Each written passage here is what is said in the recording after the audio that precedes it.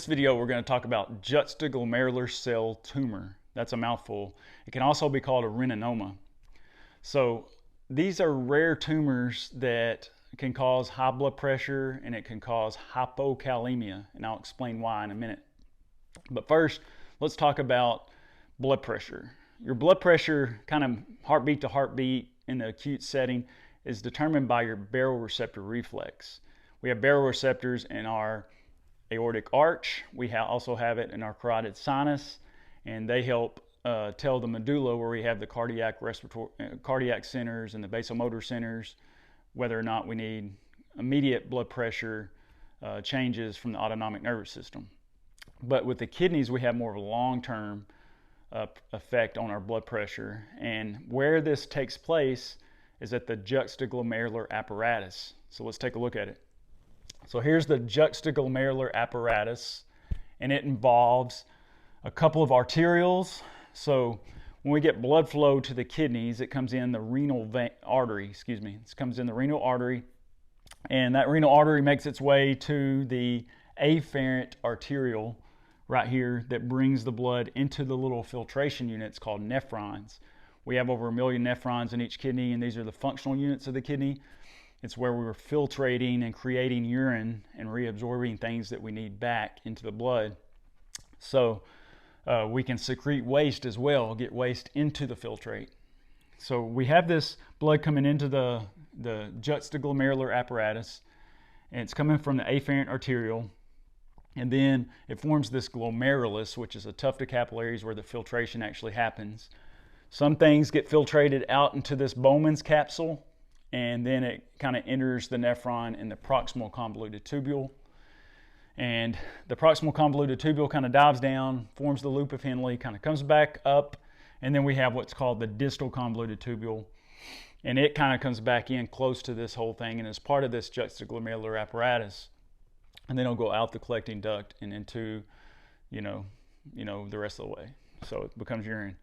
Anyways, we have some specialized smooth muscle cells that are, outside the endothelium of that afferent arteriole, and these are called JG cells for short, but that stands for juxtaglomerular cells. They're also called granular cells, which is really common to use that term as well, so it's good to know both. So these JG cells are granular cells. They can determine how much stretch there is on the afferent arteriole. So if there's a lot of stretch, we have high blood pressure. If it doesn't feel any stretch, it takes that as being low blood pressure. So low blood pressure is going to stimulate the secretion of an enzyme called renin.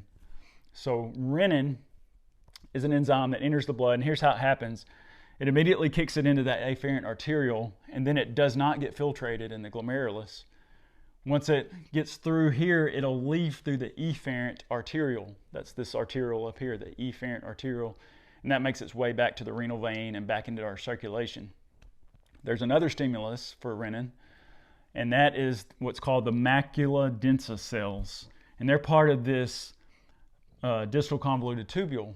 So this is a cross section of that distal convoluted tubule, and you have tubular cells that are typically simple cuboidal epithelial cells. But right here you have some specialized cells called macula densa cells that are more of a simple columnar epithelium. So they're longer, and they sense sodium in the filtrate. So in the center of this, the lumen, we have the filtrate, what's going to become the urine eventually. And if it senses a lot of sodium here, sodium, water always follows sodium. So that's going to be indicative of high blood pressure. But if you don't have a lot of sodium, it's the reverse. So if it picks up that there's not much sodium, as usual, in this area, it's going to release a prostaglandin that slides over to these JG cells or granular cells and stimulates renin as well. So that's two of several, but those are kind of the main two stimuli of renin release. And typically, maybe we have this amount of granular cells or JG cells. But if you have a tumor, you have uncontrolled proliferation and mitosis of cells. And so maybe they start stacking on each other and start looking like this. And when that happens, you're making more of these cells. When they get stimulated, you make more renin. If you make more renin, renin stimulates this cascade of events that leads to higher increasing the blood pressure. So how that works is it gets released here. Now it's in our circulation. The liver likes to make some zymogens, which are proteins that are flowing in our bloodstream, and they're ready to go at any moment. And if they get activated, they'll turn into an active form of something.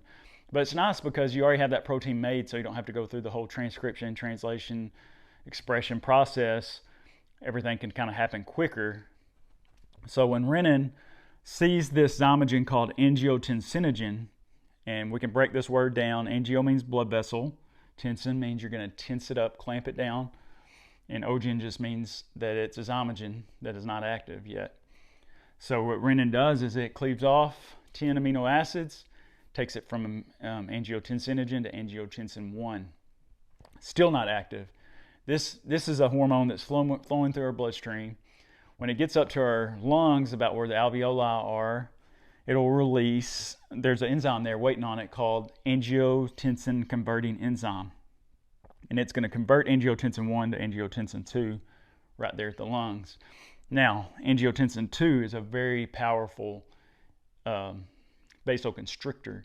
So it goes out to our arteries and arterioles, and there's receptors on the smooth muscle of these cells, these blood vessels, and they respond to angiotensin 2. They bind to angiotensin 2, and that causes vasoconstriction. So that's going to increase our total peripheral resistance. When you increase total peripheral resistance, you're increasing blood pressure the more you clamp down on those arterioles and arteries. So that's one way it increases blood pressure. These other two ways increase blood pressure by increasing the volume of blood that we have circulating in our bloodstream. That also increases blood pressure. So it'll go to our hypothalamus. That's where a lot of the mind behind the homeostasis works. So it sends angiotensin 2 up to receptors, angiotensin 2 receptors in the hypothalamus. When those bind, that causes us to feel thirst. The more the thirstier we get, the more we drink, the more we get more volume of fluid into our body. Another way it can increase blood pressure is it goes to the adrenal gland that sits right above our kidneys. And the outer part of the adrenal gland is called the adrenal cortex. And the outer part of that cortex is called the zona glomerulosa. And that's where there's receptors for angiotensin 2.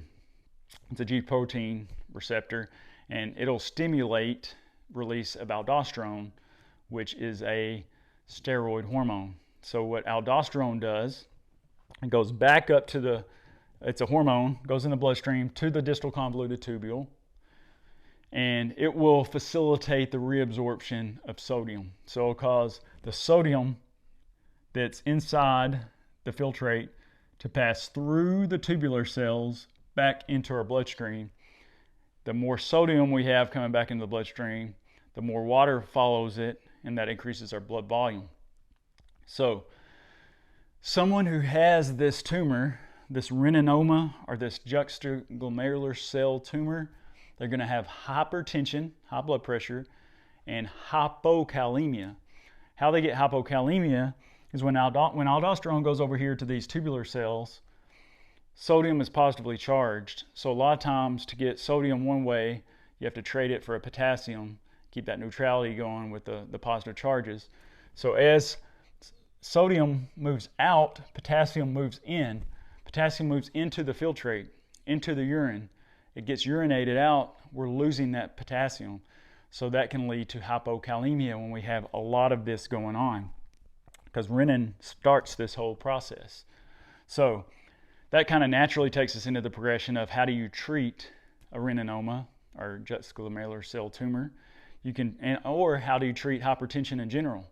There are several different drugs that can be used in this pathway. One is right here, the angiotensin converting enzyme.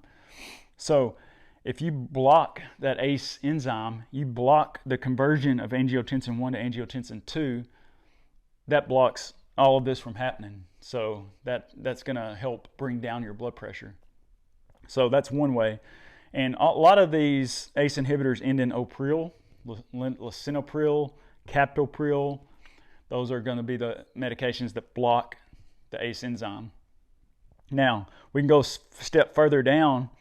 We said that these arteries and arterioles, they have angiotensin 2 receptors on their smooth muscle.